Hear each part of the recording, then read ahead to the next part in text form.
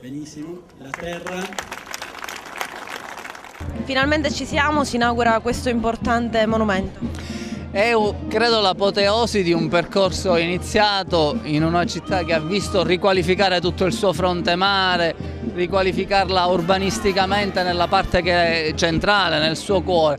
Queste statue rappresentano una ciliegina, dico io, preziosissima, perché hanno un valore culturale notevolissimo e poi hanno legato noi Porto Empedocle di più al pensiero empedocleo e lo hanno legato a questo scultore americano generosissimo che ne ha voluto fare dono, anch'egli innamorato del pensiero empedocleo.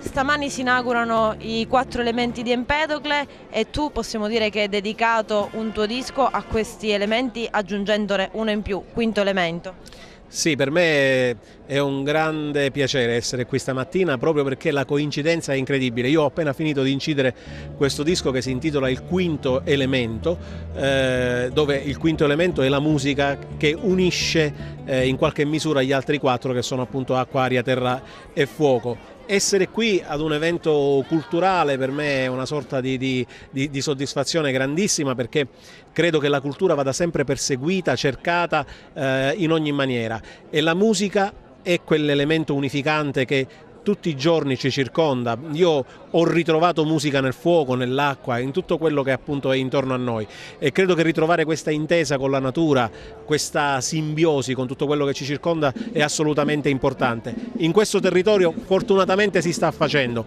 mi auguro che avvenga anche dalle nostre parti ad Agrigento.